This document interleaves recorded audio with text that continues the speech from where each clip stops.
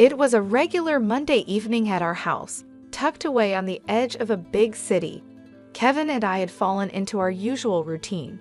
He was relaxing on the couch with a beer after a long day at his auto repair shop, while I, Linda, was focused on my laptop, keeping an eye on the latest index and forex currency trends. Our home, a cozy three-story place we chose for its promise of a bright future, now felt like a battleground as our lives were drifting apart. "So, how's the market today?" Kevin asked casually, but I could sense the tension underneath. This had become normal for us. "Same as always, ups and downs." "Forex is looking good, though," I replied, trying to keep things calm. Kevin scoffed, setting his beer down a bit too forcefully. "Forex again? You know, not everything that shines is gold, Linda." I sighed, closing my laptop, ready for the conversation we'd had too many times. "And not every car that comes into your shop is worth fixing, but you do it anyway because you see the value in it." "Why can't you see the value in what I'm doing?" "Because cars are real, Linda. You can touch them, fix them, sell them. What you're doing throwing our money into the wind, hoping it comes back with more, is just reckless." I felt the anger rise, the same old argument wearing thin. Reckless? It's not reckless, Kevin. It's calculated. There's a difference between gambling and investing. I wish you'd try to understand that. Kevin stood up and started pacing. "Calculated? You call putting our hard-earned money into something as unpredictable as forex currency calculated?" "Yes, I do, because I don't go in blindly. I research, I study trends, I make informed decisions. It's no different from what you do with your shop." "My shop is a sure thing, Linda. People need cars." "My shop is a sure thing. People will always need car repairs. But this forex currency stuff, it's just a phase. What happens when it crashes? Then what?" "Kevin, we could lose money in any investment. Even the shop could face tough times. Nothing is guaranteed, but we've seen good returns on my investments. Doesn't that count for something?" Kevin stopped pacing and ran a hand through his hair in frustration. "It's not just about the money, Linda. It's about security, about not risking everything on a gamble. Why can't we invest more in the shop, expand it? That's a real, solid way to grow our money. And put all our eggs in one basket? What if something happens to the shop, Kevin? Diversification is important. That's basic investing." He shook his head, the gap between us feeling wider than ever. "Diversification, sure, but into something stable, not this digital nonsense." I stood up, feeling the need to defend my choices and my independence. "For someone who runs his own business, you're really closed-minded." "And you're really stubborn," he shot back. "All I'm saying is we could be using that money to build something lasting, something real, not just numbers on a screen." As usual, the conversation was going nowhere. "Let's just agree to disagree, okay? I won't criticize how you run your shop, and you don't criticize my investments." Kevin sighed, the fight draining out of him. "Fine, but just remember, Linda, when all this blows up in your face, don't say I didn't warn you." The tension between Kevin and me wasn't the only strain in our lives. His family dynamics added another layer of stress. Living close to his parents and sister meant we saw them often, and each visit reminded me of how different our views on family and responsibility were. One Friday afternoon, Kevin suggested we visit his parents. The idea alone made my stomach knot. It wasn't his parents I minded, it was Karen, Kevin's sister. Her lifestyle and choices always baffled me. "Come on, Linda, it's been ages since we saw them. And Mom's been asking about you. You know Dad is fighting cancer," Kevin pressed, noticing my hesitation. "Yeah, I bet Karen's missed me too," I muttered, my sarcasm not lost on Kevin. "Look, I know you two don't get along, but can't you just, I don't know, try for me?" He sighed. I agreed, "Fine, but I'm not staying if she starts talking about one of her shopping sprees." When we arrived, Karen was already there, showing off her latest designer bag. The way she acted, like she was better than everyone, immediately annoyed me. "Look at this, just got it yesterday. Isn't it fabulous?" she gushed, barely noticing us. "It's something," I managed to say, holding back my irritation. Kevin's mother, unaware of the tension, welcomed us. "Linda dear, so glad you could make it. You two should visit more often." The afternoon dragged on with Karen taking over the conversation, talking about her latest vacation and shopping adventures. I tried to stay calm, barely speaking, but my patience was running out. "So Linda, still playing with your index and bits?" Karen sneered, her tone full of contempt. "It's called investing, Karen. You should try it sometime, instead of wasting money on things you don't need," I shot back, my annoyance slipping out. Kevin gave me a warning look, but it was too late. Karen scoffed. "Investing? Please, like gambling online is something to brag about. At least when I spend money, I have something to show for it." "Something to show until it goes out of style next season," I retorted, unable to hold back. "That's enough, both of you," Kevin's father cut in, his voice firm. "We're here to enjoy each other's company, not to argue." The rest of the visit passed in uncomfortable silence. As we left, Kevin couldn't hide his frustration.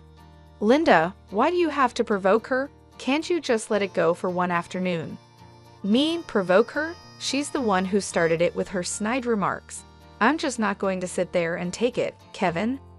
Sometimes I wish you'd try a little harder for the sake of peace." "Try harder, Kevin. I'm not the one splurging on luxuries and flaunting them in everyone's face. Why doesn't anyone tell her to stop acting like a spoiled brat?" "Because she's family, Linda. We look out for each other, even if we don't always agree with what they're doing." "That's the thing, Kevin. Looking out for each other is one thing, but enabling bad behavior is another. There's a difference, and it's about time someone pointed it out to her." Kevin sighed, the weariness clear in his voice. I know, but what can we do? She's set in her ways, and Mom and Dad aren't going to change how they treat her. It's not just about Karen, Kevin. It's about us too.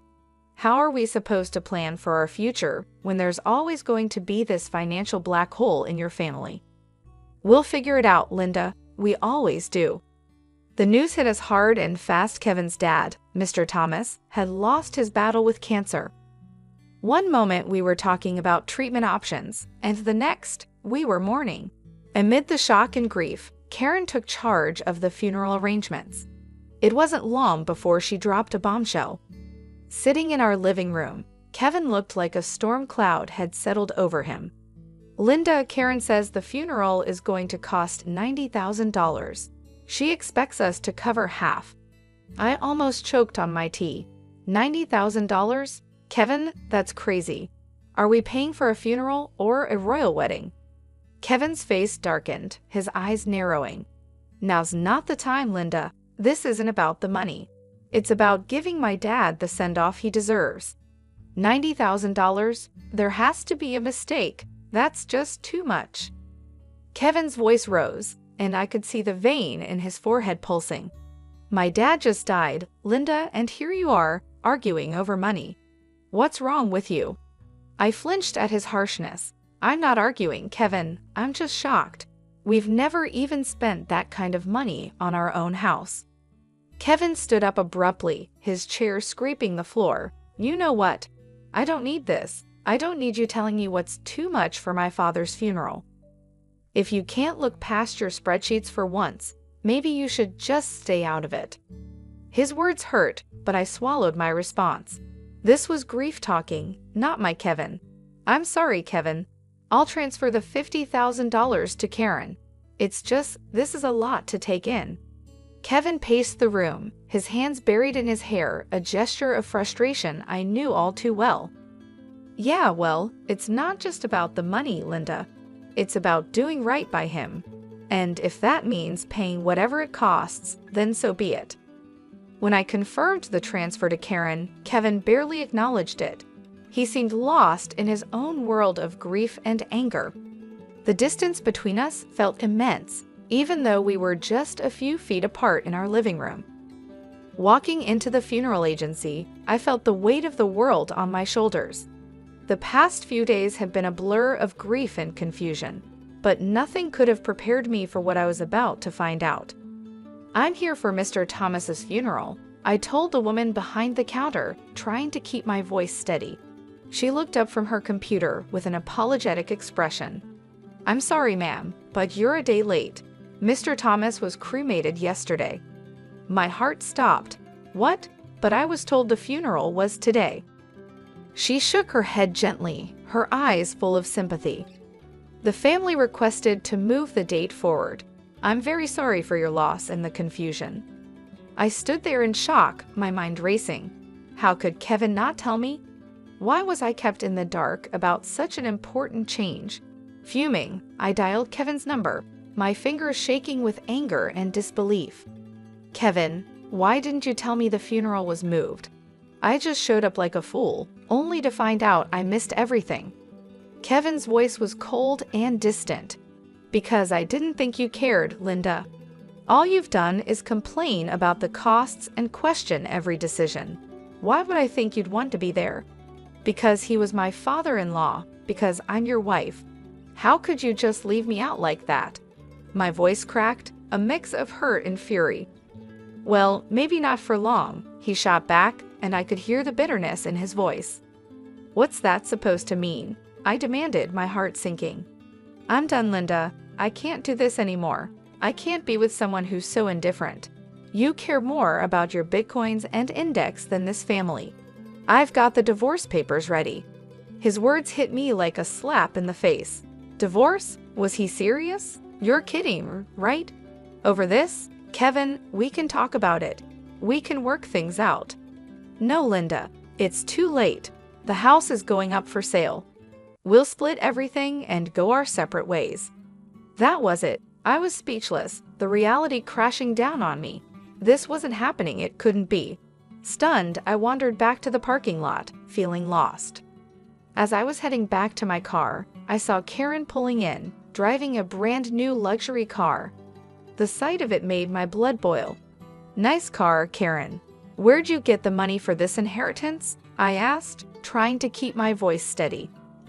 Her smile didn't reach her eyes as she casually tossed her hair back. "Yeah, something like that. Dad left me a little something." The way she talked about her father while carrying shopping bags, without a hint of sadness, was infuriating. "A little something, huh?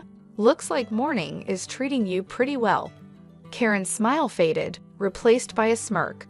"Well, we all grieve in our own ways, don't we? Some of us invest in index, and some of us in cars." I clenched my fists, the unfairness of it all burning inside me.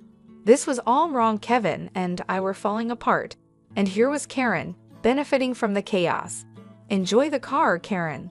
Looks like it cost a pretty penny, or should I say, a pretty dollar." She laughed, a hollow sound that echoed in the empty parking lot. "Oh, Linda, always so worried about money.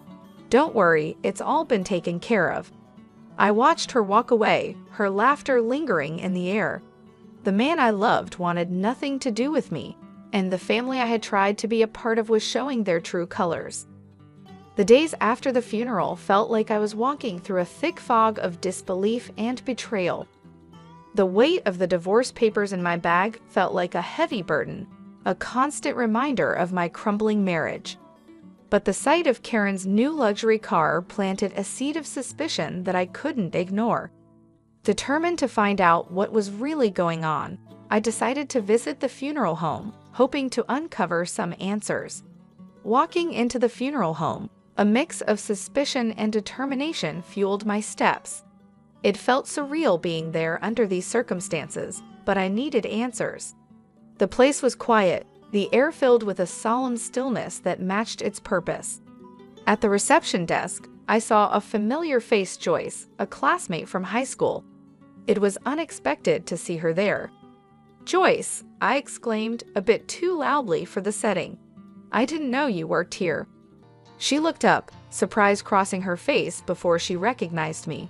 "Linda? Wow, it's been ages. What brings you here? Is there something I can help with?"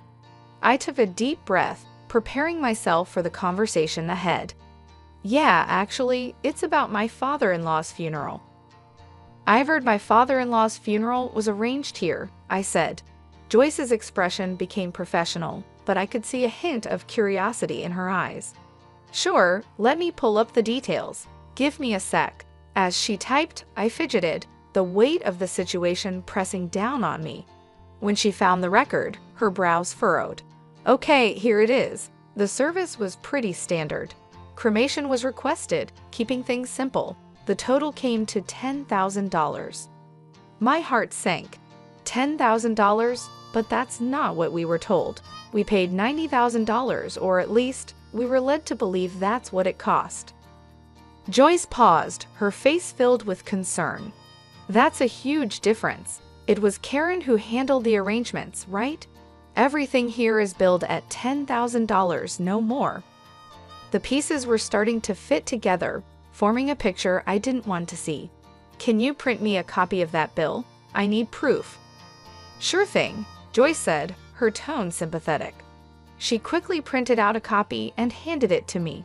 Holding the paper, it felt like I had just found a key piece of a puzzle that could unravel a bigger deception. Thanks, Joyce. I need to sort this out. Armed with the printout from the funeral home, my next step was confronting the family, especially Karen. The air felt heavy as I drove to my mother-in-law's house, where I knew they'd all be gathered, probably discussing the estate and the aftermath of the funeral. My stomach churned with a mix of dread and determination. When I arrived, the house was eerily quiet. I hesitated at the door, gathering my courage before stepping inside. The sound of my footsteps echoed through the hallway, announcing my arrival. In the living room, Kevin, Karen, and my mother-in-law were seated, looking like a picture of mourning that was about to be shattered. My mother-in-law, her eyes shadowed with grief, broke the silence first. Dear, we missed you yesterday at the funeral. We thought you'd be there.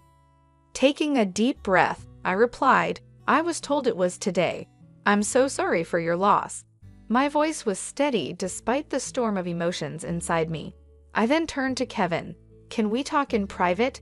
I hope to spare his mother any more distress. Kevin's response cut through the room. No secrets here. You're not part of this family anymore, remember? His words stung, but I pushed on, pulling out the bill from the funeral home. Then explain this to me. The funeral cost $10,000, not the $90,000 Karen claimed. Where did the rest go? Kevin looked genuinely shocked, turning to Karen with a bewildered expression. What's this about? Karen squirmed under our gazes. I needed the money, Karen finally admitted, her voice small. Her confession hung in the air, heavy with tension.